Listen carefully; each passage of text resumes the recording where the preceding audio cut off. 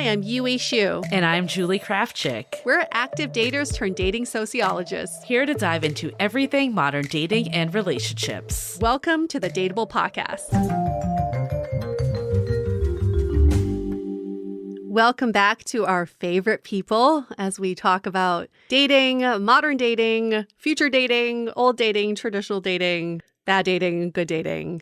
We talk about all facets of dating. Never run out of topics. Never, never. And I think today we're going into a topic that I would say when we first started this podcast, we probably would never imagine that we'd be going here to asexuality. But I'm so glad that we are. It was kind of on our wish list, I think in season 2 or 3. We put out a wish list to our community to see who would be interested, and no takers at that point, but we're so glad that we were able to find people in the community who are willing to share their experiences on a topic that Julie and I know nothing about. After this interview, we realize we know even less. There's so much more to learn, and it's a great way to open up your perspective on dating, because what if the romantic side of dating was not a default? What if you didn't date for that romantic partner? What would be your why in dating? Yeah, and sexual side is out. I feel like that's such a reason why people date and talk about that. You know, it's like a friend, but we're sexually attracted to each other. But in the world of asexual dating, that doesn't need to be there. So I love thinking about what is it to the core of dating and being in a relationship when you strip out all of that. And this episode is really for everyone because it expands that definition. We're not saying that you need to, stop wanting sexual connection, but it's a good way to at least think about things differently. As with everything we do on this podcast, it's about being more expansive mindset and not putting yourself in a box. Because I think for so many years of dating, I felt very restricted by my own way of thinking. You only know what you know. That's the problem. Yeah. And when you have the mindset that you know everything already, then you don't open up yourself to what could be. Yeah. And I'm glad. I actually am thinking back to when we did the Facebook Live for Pride. Remember that? It was, I think 2 years ago we did this. And we had one of our moderators at the time, Ryan Jeffrey, who is absolutely wonderful. So shout out if you're listening. And we had him lead this live for Pride. And I remember him coming back and saying, we need to include someone that's asexual. Yeah. And, being a little ignorant, thinking oh, I wouldn't have made that connection. But I'm so glad that we had a community member, Victoria, at the time come in and talk about her experience and how she sits on the rainbow and she's part of the LGBTQ plus community and shared her own experience. And for me, that was the first time I really heard, someone share their own story, and it was completely eye-opening. And from that point too, I was like, we need to get this topic in more depth, because clearly with a Facebook Live, we only have 10 minutes or so. So yeah, I'm really glad that we did this. We have a wonderful guest back, David J., who we had, you probably remember, season 14, episode 17, A New Definition of Family, where we had him with his co-parents, Avery and Zeke. That episode got such a good response because, again, it's all about how do you do things the way it works for you? And I think asexuality falls into that, having a family that's not the traditional way. And especially from David's perspective, he talked about how being asexual doesn't lend yourself to the traditional paths and routes to having a family. So you kind of have to seek out those other methods. So if you haven't listened to that episode, strongly recommend going back to the back catalog, but we were really excited to get David back.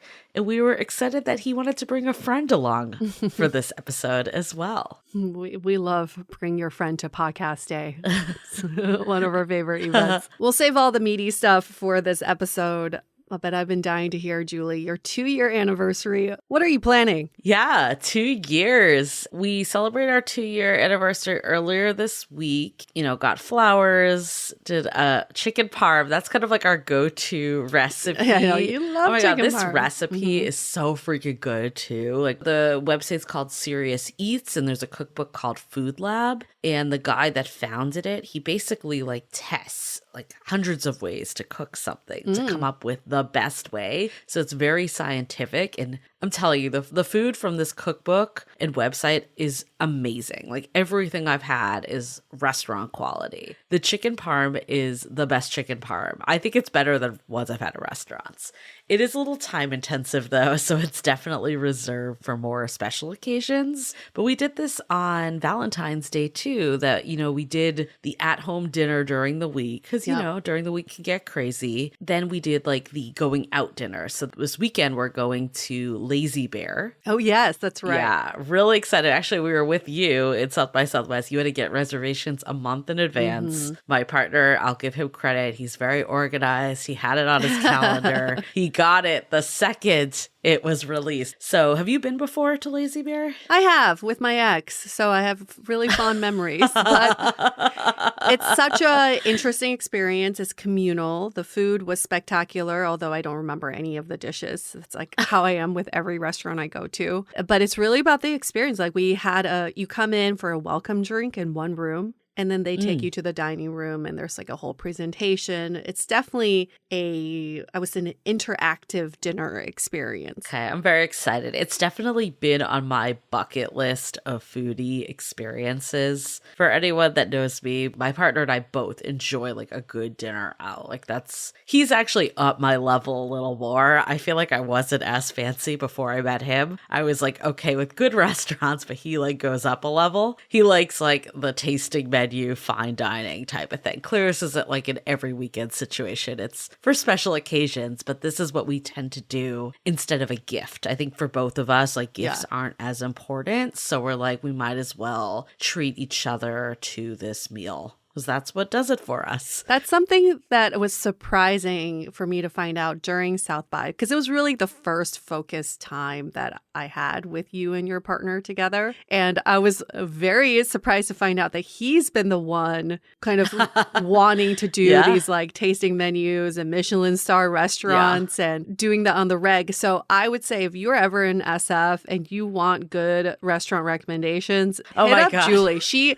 will give don't say that. Do you know how many people hit me up already? She needs to start a blog because I was need to start legit a blog, looking for a restaurant. When I say a restaurant, one restaurant, just one for my partner's birthday. And she sent me like 30 and all of them looked so good. And most of them I had never heard of. You know, these are like tried and true. You talk about the guy with the website where he tries the recipes. You're the couple that tries the restaurants. And Julie will be very honest with you if she thinks a restaurant's worth it or not. So I'm very thankful to have her as my own Michelin guide. You're not the only one that hits me up. I think I need to save that text that I sent you and just send that to other people. But I do. I try to tailor it to who sends it to me a little. That sounds like a business.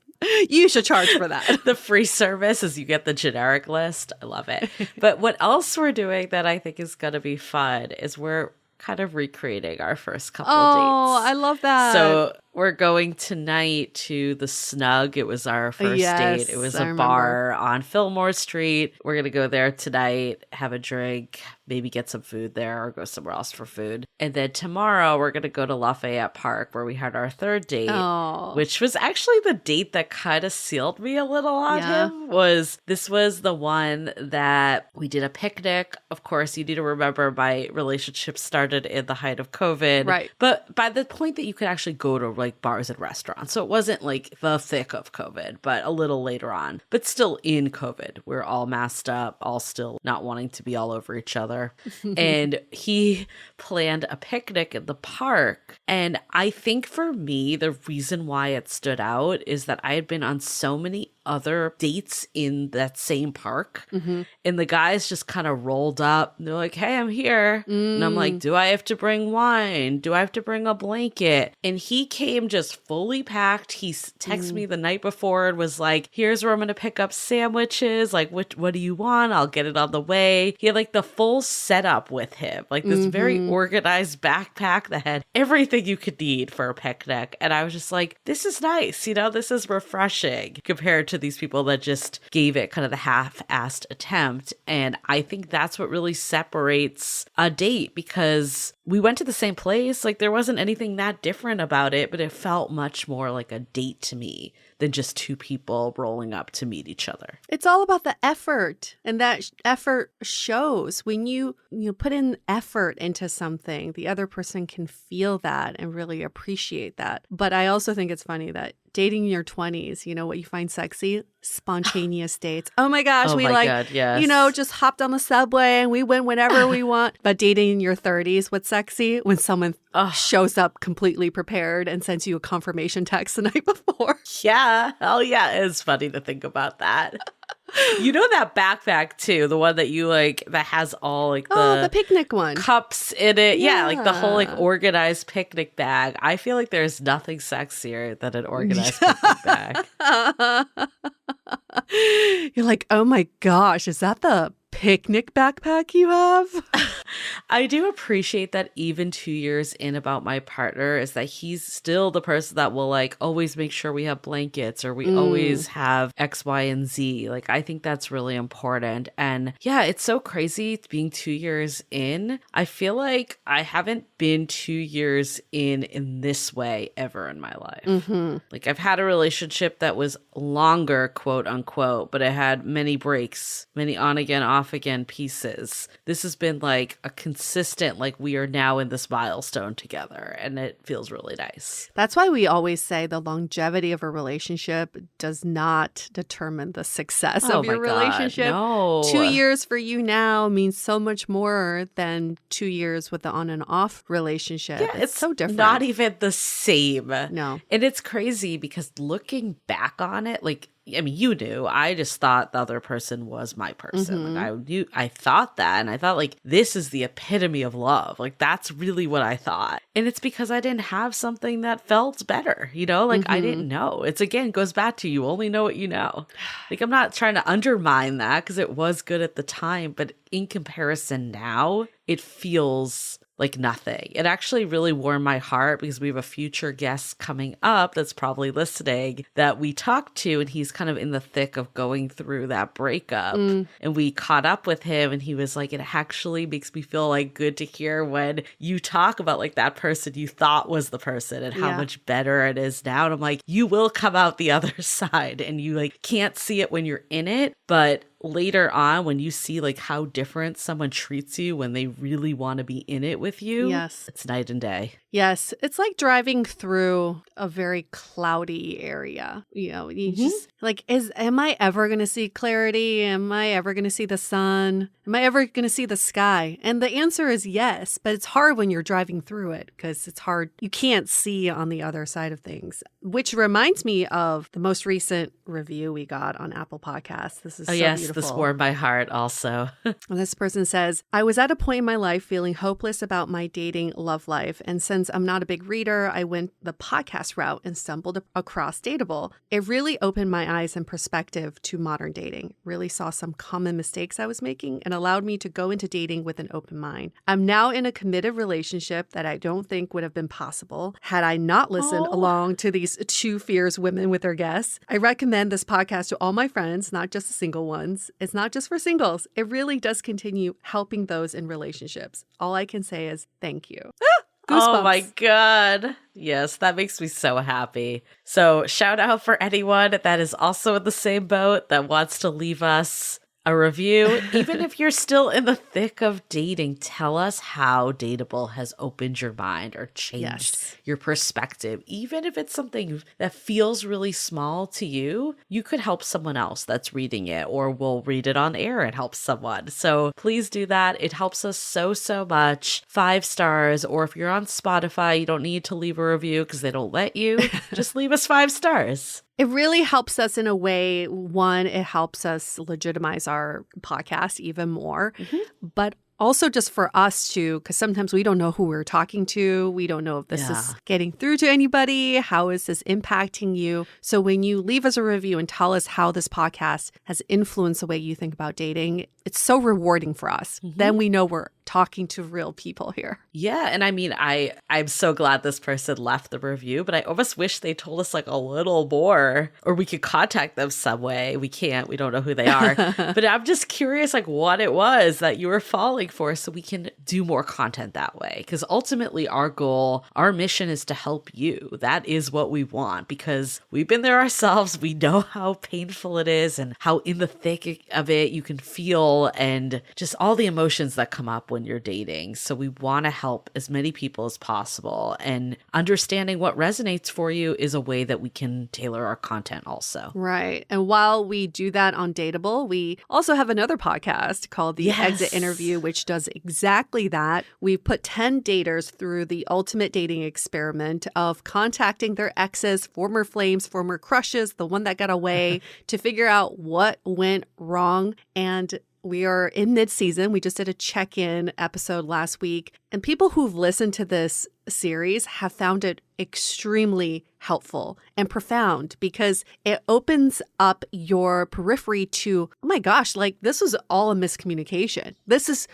We were not speaking the same language before. And that's probably what's causing all of this heartache or challenges along the way. But it makes you want to double down on dating because you realize if I just communicate more clearly and if I can be on this track of finding my person and not get distracted along the way, then love is absolutely possible. Absolutely. Again, if you could leave a review there, that also helps so much, especially because it's new. But we've been getting like a ton of emails and DMs of just how this is helping people's own dating life, hearing through our brave souls that did this experiment. You have really paid it forward. You have no idea to all the people that are directly benefiting now from you partaking in this experiment. Yeah, this is so great. My friend just sent in this message. He's a doctor, and he said, in surgery, we have something called M&M. It's if a patient doesn't do well, they get presented to the group and they all discuss what went well and what didn't go well in the surgery with the surgeon.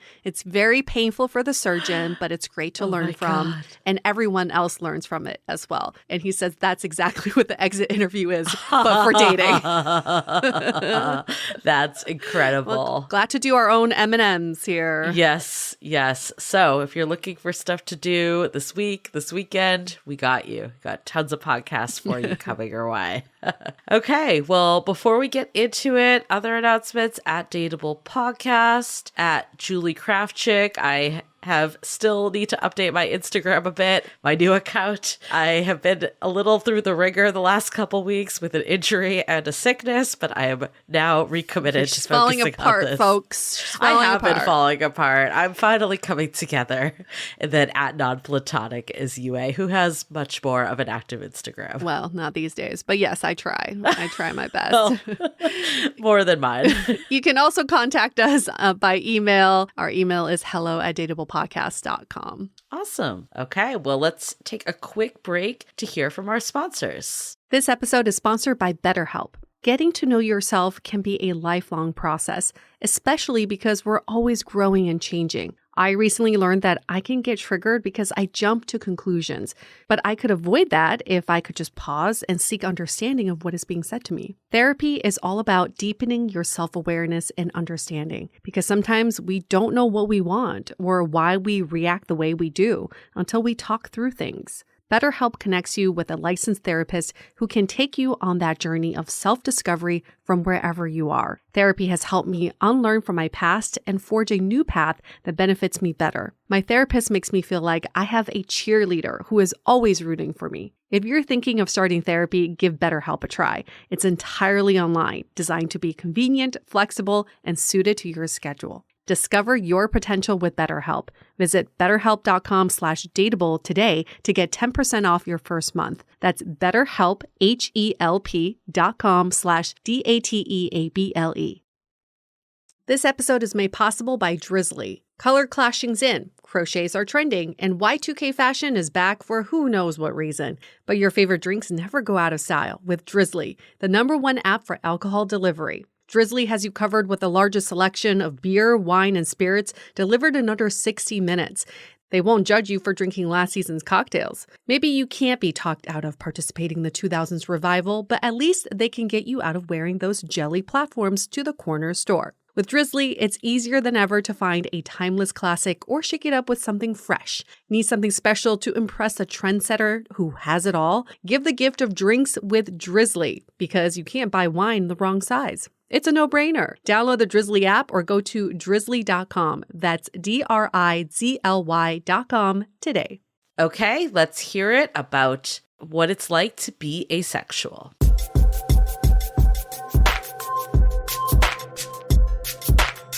The topic for this episode is asexuality, but we really want to get more into that. It's beyond asexuality. It's about the different ways of exploring who you are and the lifestyle that you want to live, right? So we got David. Who is he? He's 40 years old, lives in Oakland, been there for 2 years, originally from St. Louis, Missouri. Pretty single, hooking up, having fun, also in an open relationship. And he is co-parenting with 2 other people. We've also had all 3 of them on our show on season 14, episode 17, called A New Definition of Family, all about co-parenting as part of a 3-parent family. He's the creator of the Asexual Visibility and Education Network and has been a prominent asexual activist since the early 2000s. That's so lovely. And Yasmin, if you haven't listened to that episode, it's a must. We had so much fun, but also just learned so much as well. And Yasmin, who is she? She's 26 years old, lives in England, and she is aromantic. She does not date, and we'll get more into what that means as well. She's an award-winning British model,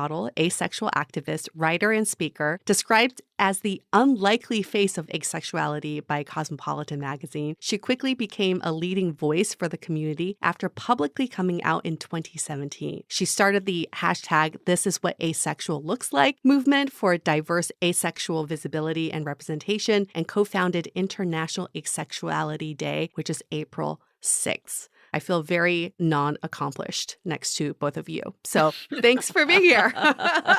We are so excited to dive into this topic today because, like we mentioned, David, on your first episode, we briefly touched on asexuality, but the bulk of it was more about parenting in a 3-person household. And we want to go into it today. So we pulled up 2 definitions of asexuality, and we want to get both of your takes on them. So according to Wikipedia, the definition of asexuality is the lack of sexual attraction to others or lower absent interest in or desire for sexual activity. It may be considered a sexual orientation or lack thereof. It may also be categorized more widely to include a broad spectrum of sexual sub-identities. And then dictionary.com had a slightly different definition. A person who is asexual experiences no sexual attraction to others. Asexual people still experience romantic attraction and may participate in sexual activity. Asexuality is not the same thing as celibacy or abstinence. I guess, David, what is your take on these definitions? Do you think they're accurate? Do you think they're missing some parts? They're accurate enough. Having been around in the early days of the ace community, ace is a kind of a slang term that's also an umbrella term for asexual people, demisexual people, a lot of people on the asexual spectrum. And in the early days, there was kind of this sense that like we all had different experiences that intersected.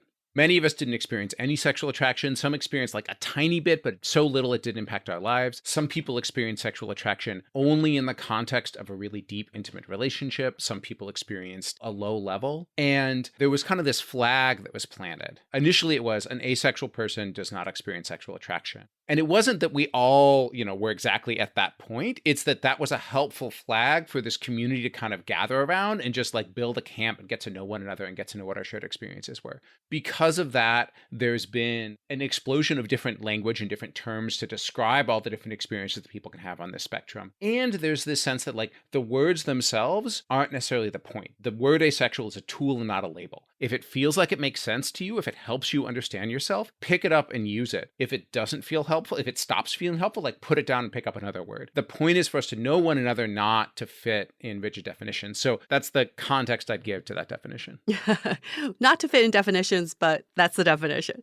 And for you, Yasmin, you define yourself as aromantic, which now, after hearing what David's saying, the overall umbrella is ace, and then there's these subcategories underneath, and aro is one of them. Can you kind of explain what aromantic is? Aromantic isn't a subcategory of asexual. It's a separate community. It's a romantic orientation. There is an overlap in the sense that there are a fair number of asexual people who are aromantic, and a lot of the language that the aromantic community uses was kind of derived from language that the asexual community was using, but there are lots of aromantic people that aren't asexual, so they are separate. I just happen to be asexual and aromantic. And my take on those two definitions is that I think that the Wikipedia one, I feel like an ace person wrote that. That did feel pretty accurate. The dictionary one was fine, aside from the part that asexual people still experience, romantic attraction. Right. Some of them don't. Some of them are aromantic as well. I think that was the dictionary definition in America. The dictionary definition here is like really wrong. So I was pleasantly surprised by your one. What is the one in the UK? The UK one has no sexual feelings or associations.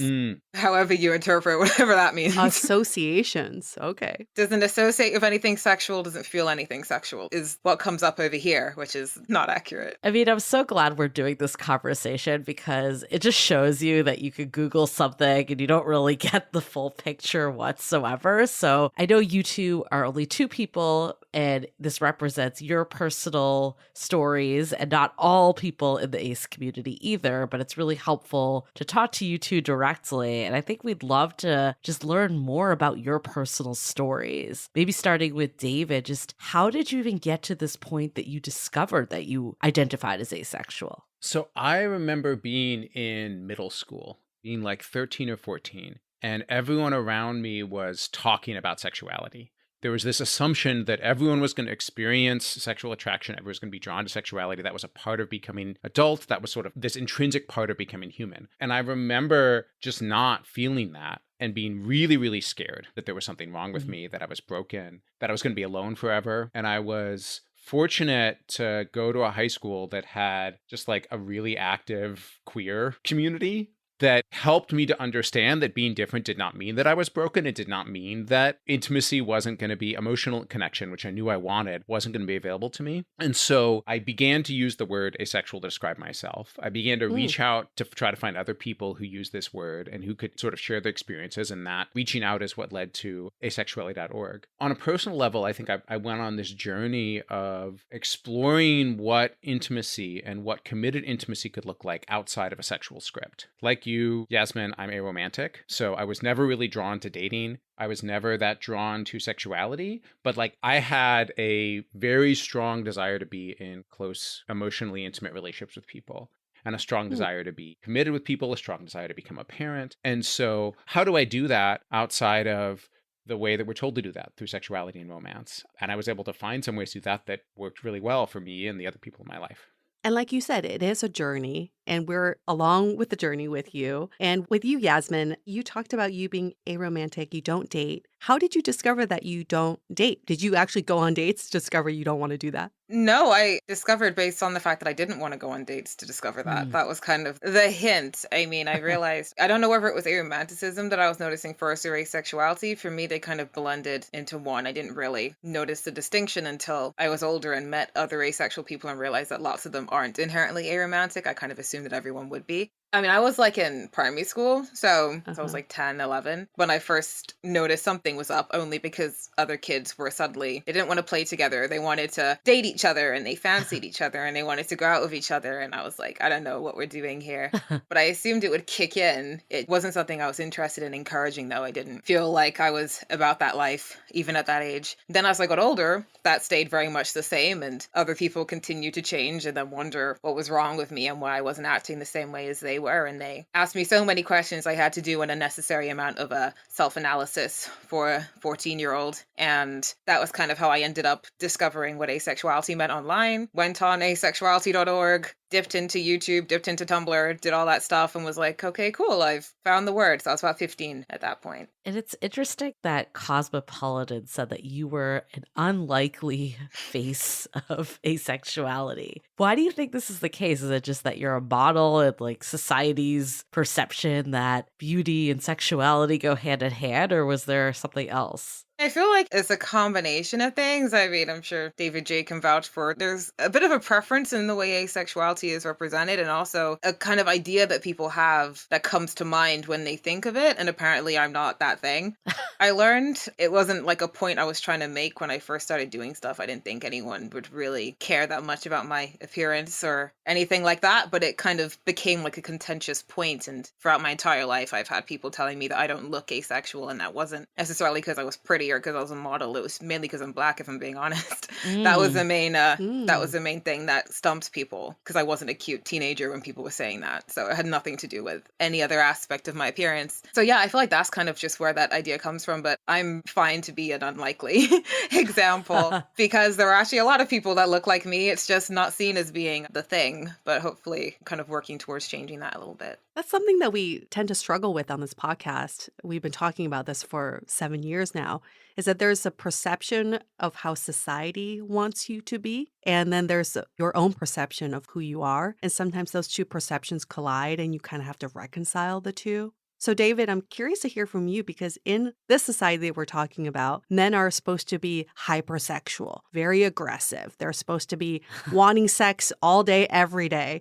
And you are not that at all. How were you able to, one, even digest that stereotype that's floating around so prevalently, and two, really come to your own? Yasmin, thank you for sharing. I think just the importance of centering Black ace experience is one that's very real in our community now. And I've had, I think, a complicated but rich relationship with masculinity throughout my life. I was really fortunate, as I said, throughout high school, throughout college, and being surrounded by a lot of really wise and powerful queer people my age, elders. And I think they helped me understand that there wasn't one way to be masculine, that there wasn't one way to be intimate with people, that there were a lot of ways, and that my journey was to figure out what was the way that fit me, not to compare myself relative to some ideal model that was out there. At first, I was really struggling with the desire I didn't have, with the ways in which if I wanted to have a relationship, if I wanted to have like emotionally close relationships, sexual desire was supposed to be part of the path of how I got there. And I had this feeling that like, if I'm not bringing sexual desire to the table, who would ever want to be close to me? I learned to focus instead on the desire that I did have,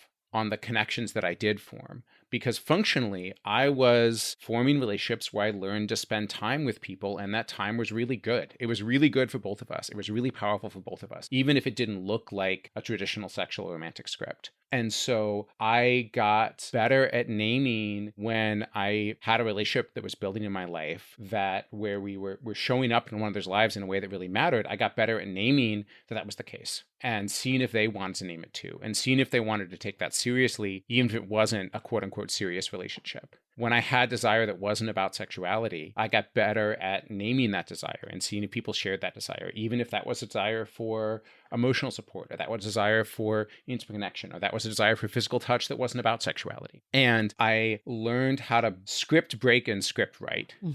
How to say, all right, there's this expectation of what our relationship is supposed to be, and that expectation isn't going to work for me. Maybe it wouldn't work for you. So let's put it aside. Let's figure out what this relationship wants to be. What's the way of showing up in others' lives that makes the most sense, and how do we identify that and build on it? That was sort of the path that I took. That's so great to hear, because I think so many people are struggling with this right now. It's this idea of who am I supposed to be? And you're saying, well, I just followed what my desires are. What do I want? And that got you to a good place of where you want to be. I followed my desires, and I think I also followed my relationships.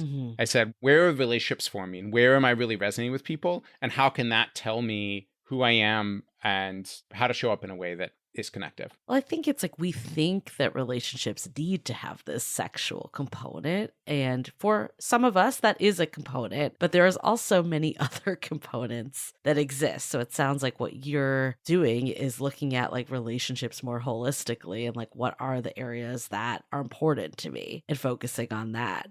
What has it been living in this society that puts so much emphasis on sex and sexual attraction, like not feeling that?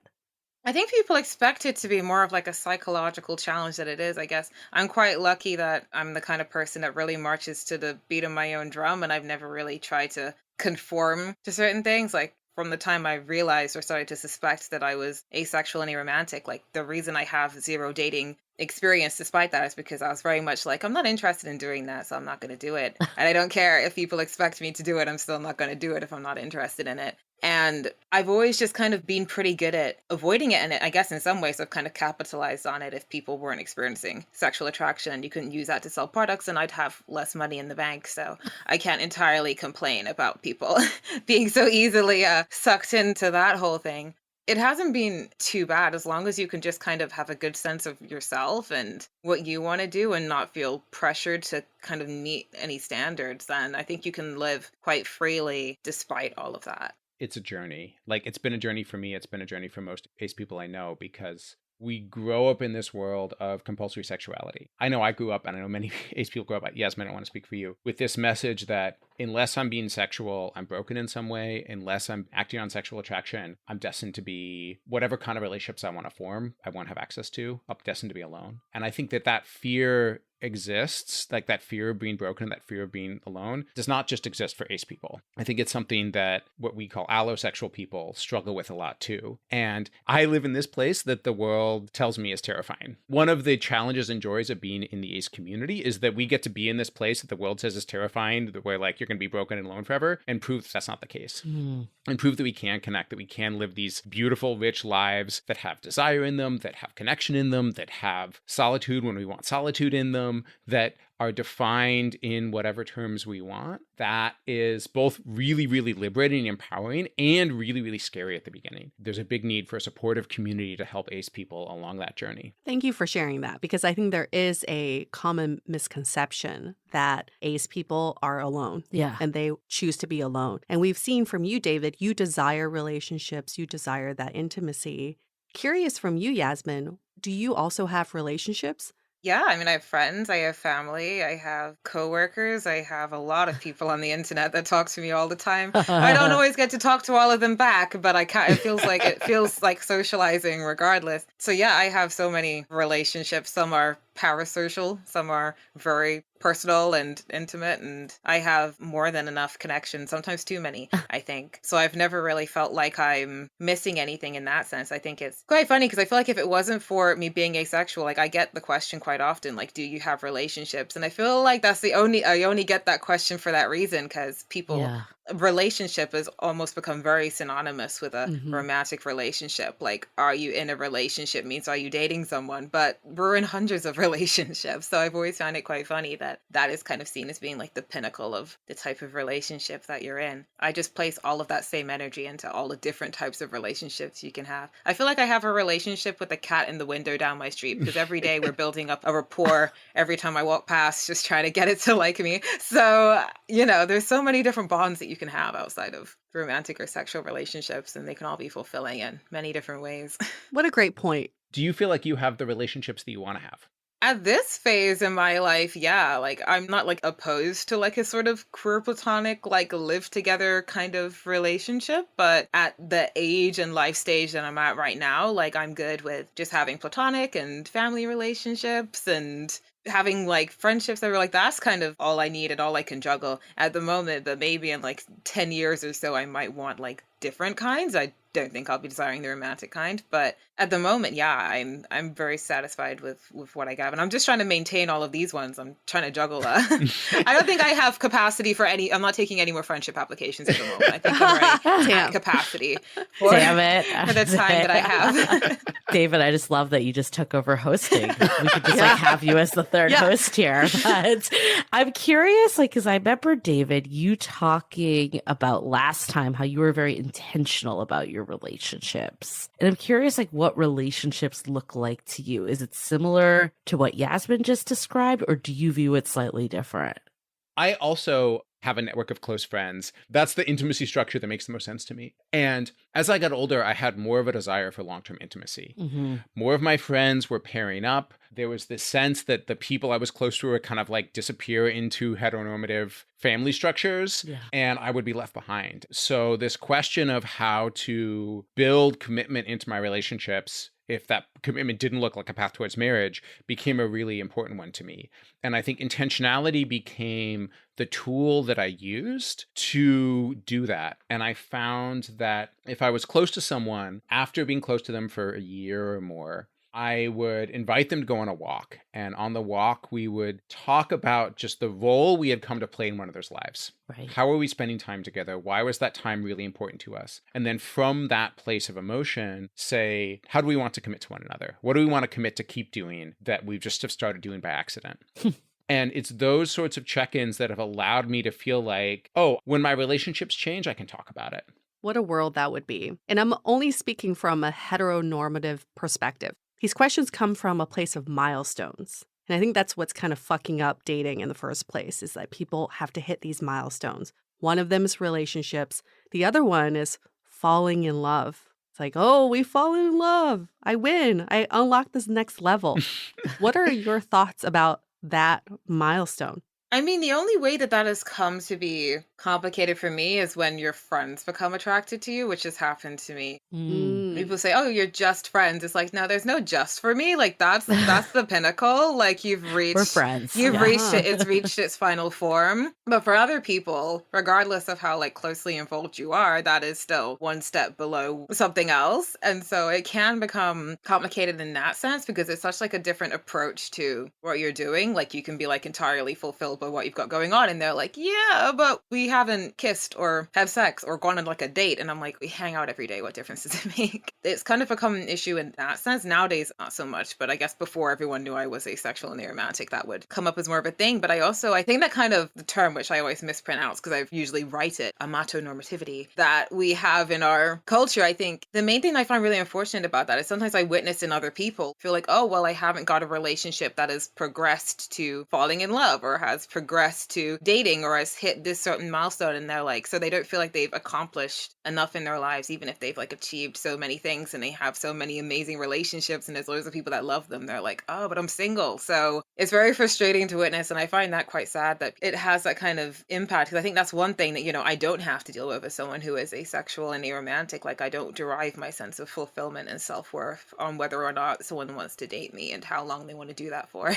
So Right. I think that's kind of one of the ways it also kind of impacts me is just like as a witness of other people struggling with that and not realizing that mentality and that kind of cultural expectation that we have can be quite counterproductive. And then what about you, David? Like, I know you're, I totally resonate with what you said of, some of it is age too. Like the older you get, you do see people pairing off and hitting these milestones a little more. Like, do you see it different or similar to Yasmin? I have fallen in love probably exactly once in one relationship that lasted 5 years. And it wasn't bad, but it wasn't great for me. There was a lot of fear. There was a lot of anxiety. There was a lot of feeling like I was having all these emotions that got in the way of me seeing my partner for who they really were. And I was kind of frustrated with that. And in all the other relationships, like the man that I raised a child with, I never fell in love with. The woman I raised a child with, I never fell in love with. My current partner, who I deeply love, and we've been together for the past 6 years, we never fell in love. Like, I deeply and fully love all of these people. We never fell in love. We just met and it worked, and we honored that it worked, and we built on that. I think for romantic people, that falling in love experience is probably a bigger part of it, but I don't think it's necessary. Interesting. I have a question. Maybe I'm being confused with the way we're using love in these things. I feel like I'm not sure if we're using it in two different ways or if we're using it to refer to the same kind. Because then you say you're in love with them, but you didn't fall in love with them. So are we talking about different types of love, or are we talking about the process in which that feeling developed? Oh man, welcome to every romantic, aromantic, asexual discussion ever. Even though we're both aromantic, so we're going to get confused. I want to hear. I love it. We're getting firsthand look. To me, falling in love is a romantic script thing. It's like this surge of emotion that I feel early in a relationship where like someone is super shiny to me and I don't even know why. Loving someone, it's more like this deep gratitude. We show up in one of their lives and we have this certainty that that's a good thing and that we're going to keep doing that. Yeah. And like, I have this certainty about them. I know that they have that certainty about me. We communicate that emotion to one another. There's this gratitude and certainty, and it feels much more sort of like rooted and stable, where falling in love to me feels like sporadic and intense and a little manic. Right. It's more like honeymoon phase early love versus committed love. Or like a lack of control. I see falling in love, you brought up the fear and anxiety. That's what falling in love is. There's this, you're kind of like getting ahead of yourself in a way. But when you're in love with someone, you're intentionally committed to them and you love them without fear.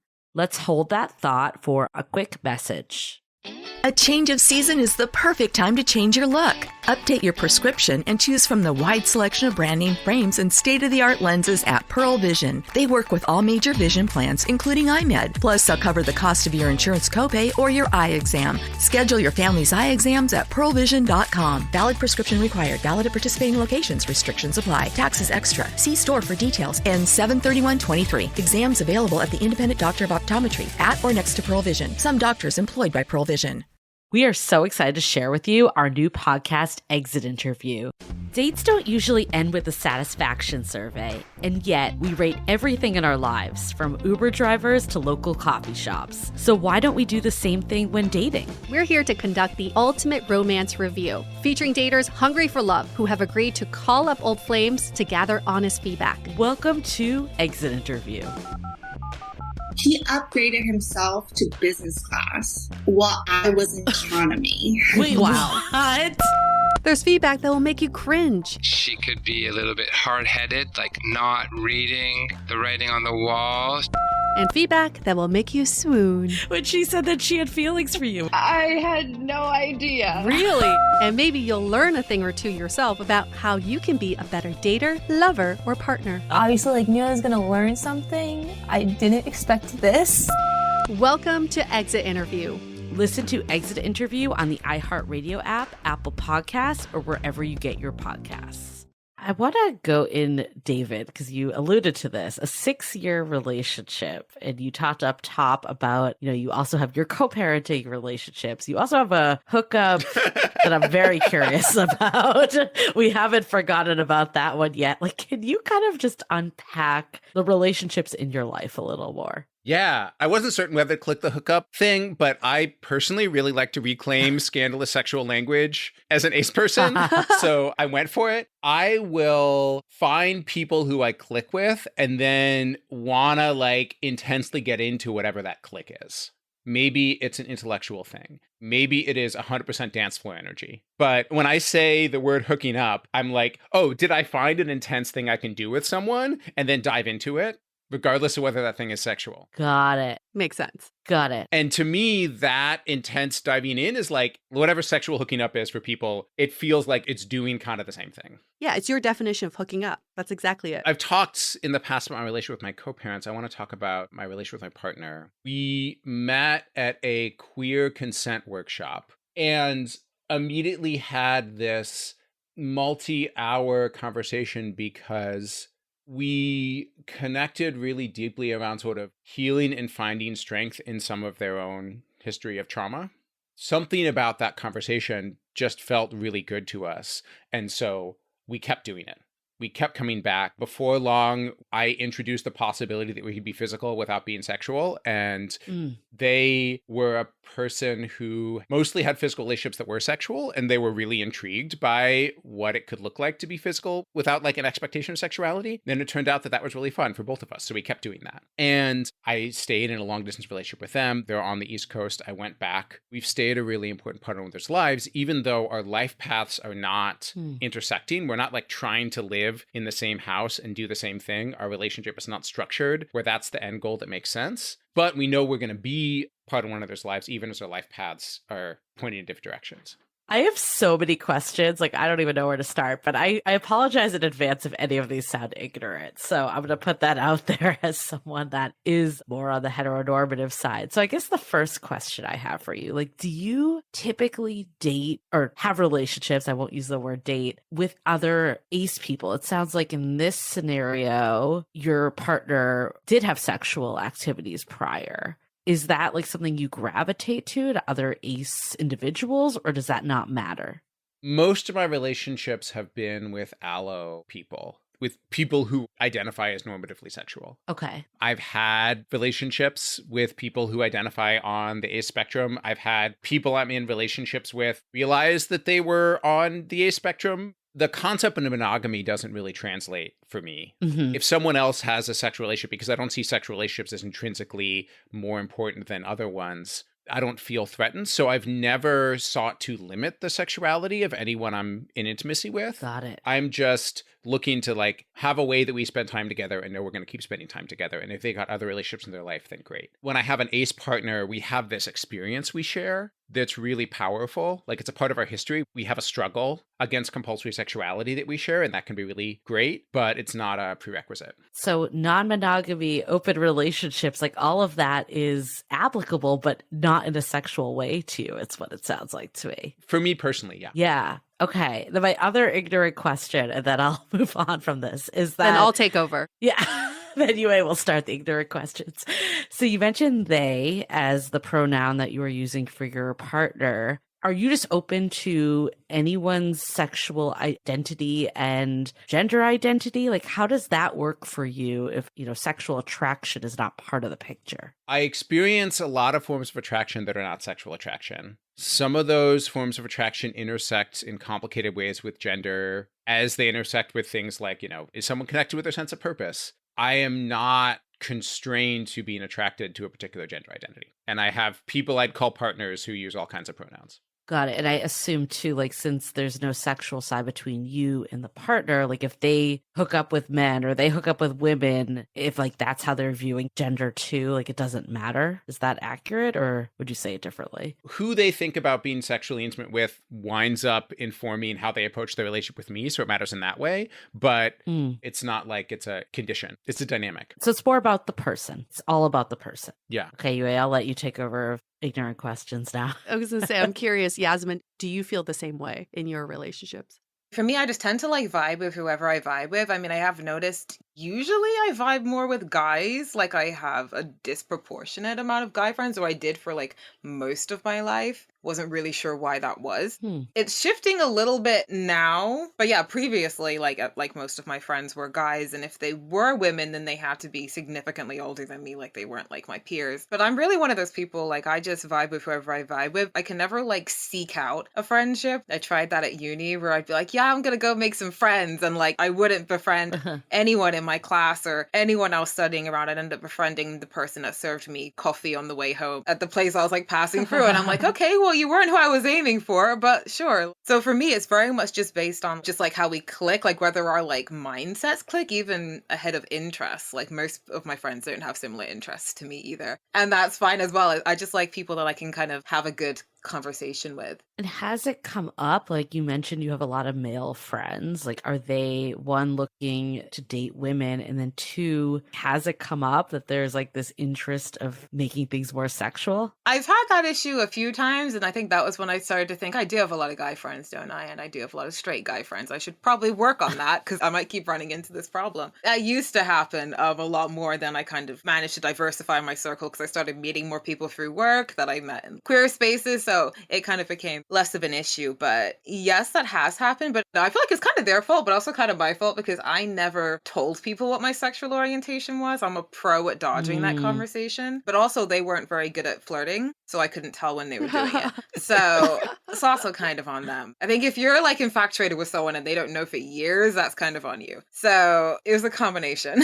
In my mind, I feel like there's a difference between desire and curiosity. So where this question is going is, have you been curious enough to try sexual acts? Have you been curious enough to kiss someone or to even go beyond that? I mean, I haven't. I've never liked the idea of kissing. I don't like people's faces being near my face. It's like it's a pet peeve of mine. Like ASMR stresses me because it like that whispering kind because it makes me feel like someone's face is close to me. I don't like that proximity because all of your senses are in your face. And so it just feels like all consuming, but maybe that's just me. So even if family members want to kiss me on the face, I'm like, could we just not, be in such close proximity? So for me, I've never had any inclination to kiss anybody. And no, I've always been very like knowledgeable, again, as I said, about what I like, what I don't like. And if I don't feel inclined to do something, like I'm definitely not gonna do it. And I've never wanted to involve anyone else in my sexuality really. And I've had opportunities to, but I've just been like, you know what? I want to, so sorry. I'm probably not gonna do that. But then if I ever was curious, like, hey, I'd do it, like, why not? But curiosity has not struck me in 26 years. I'll jump in and say that there are versions of that curiosity, but for me, the context is really important, which is it's not like sexuality. What a novel idea. I wonder what that would be like. It's like, here's this thing that has been like pushed on me for my entire life with a bunch of assumptions about me and how I work that are not true.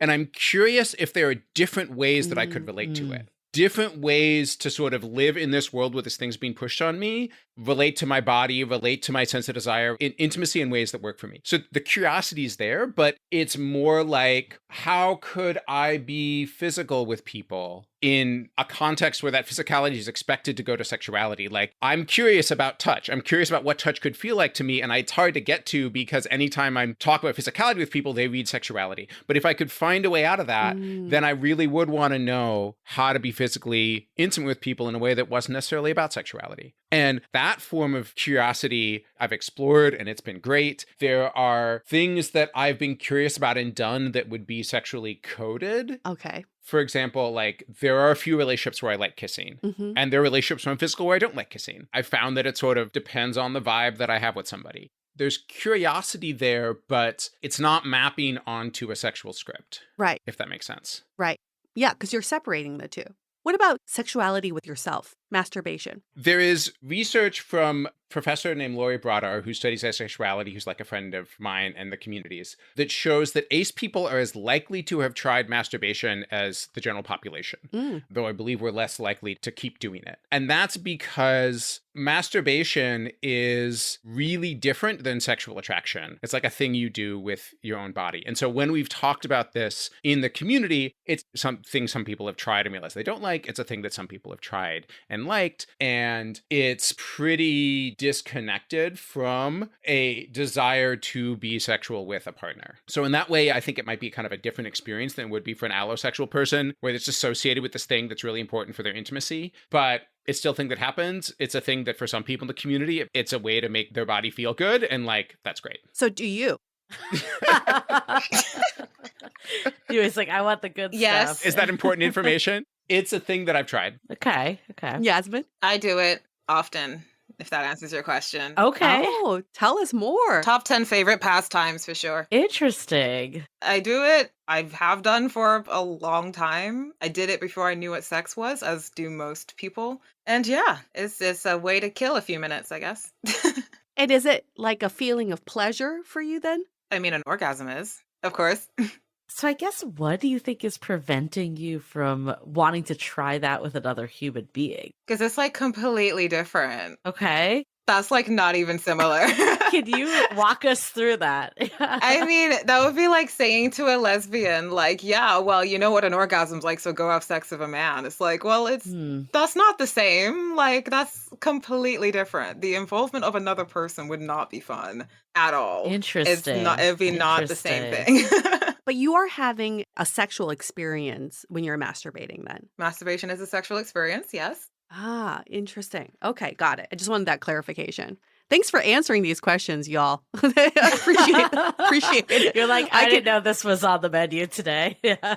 Nobody asked me this question, but I don't masturbate. It doesn't pleasure me at all. There we go. That's it. Yeah. It has nothing to do with what your sexual orientation is. Some people like it, some people don't. Some people rather have sex. Some people would rather not have sex. There are people that are like heterosexual and would rather like masturbate than have sex some of the time. So, it varies. So fascinating. I mean, I think there's so many misconceptions out there about asexuality. So I'm really glad we're doing this conversation. I guess, like, what other misperceptions are there that you think, like, if you could tell someone, like, okay, stop asking me these questions, or I wish everyone kind of knew this a little more, like, what would that be? I mean, I feel like one of them is just assuming that you don't really understand about like what sexuality is and how it works. I mean, of course, there are going to be some aspects that I cannot personally empathize with, but I feel like I have probably an above average knowledge of like many different aspects of sexuality because I've kind of had to, because I've been asked about it since I was like 14 and I've had to do a whole depth of research. I have such interesting conversations with people that aren't asexual and dig into their experiences, and then people that are asexual as well. And you kind of learn how to pick up on the nuances, like the idea that, you know, someone would masturbate and not experience sexual attraction makes perfect sense for me. But the fact that that was kind of like a whoa thing shows that, like, you know, for you guys, you don't have to think about it that much. Whereas for some people, that is something that, you know, we do have to understand those distinctions a lot. So I've always found the kind of idea that being asexual means that you're like oblivious and you're just constantly confused. And I mean, some ace people probably are. And some ace people actually kind of push that idea like, oh, I'm so confused. But it gets a bit infantilizing after a while.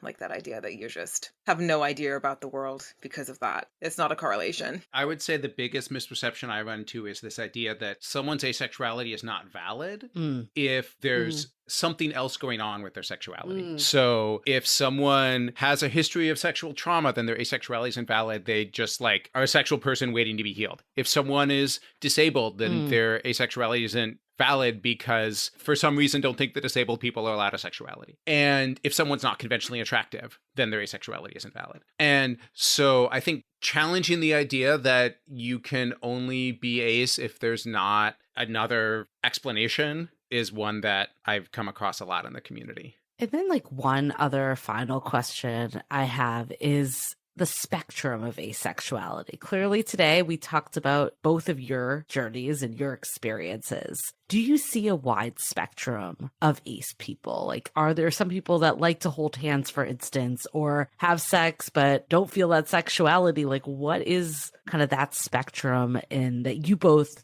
as being activists and leaders in the space, have seen? We always say spectrum. Some people say umbrella. I prefer to think of it more as like a pick and mix, which I don't know whether you guys have that in America, but you know when you go to places and they'll have like cola bottles, gummy bears, all the different types of sweets, and then you pick out different amounts of the ones you want. Yes. I feel like it's kind of more like that. If cola bottles were like sexual attraction, and then like the little gummy rings were like libido, and like and then you had like, you know, another one for like romantic attraction. I feel like it's more of like a combination of that. Like everyone's bag is just full of like different amounts of different things. It's not so much a sliding scale from like super asexual to like not very asexual. It's just encompassing different elements of it. For example, me being someone who doesn't experience sexual attraction, doesn't experience romantic attraction, but then has a relatively average libido, I guess. Right. I isn't directed towards anyone. So I'd pick a whole bunch of libido cola bottles, but none of the romantic gummy rings. Everyone kind of has their own combination in the bag. And that's kind of what I see throughout the community. But then it's the same for every orientation. We all just slap a label on it and don't ask any further questions, but no one on this planet experiences sexuality the same way. It's just ace people are more inclined to dig into it and put names to it because we're asked to all the time.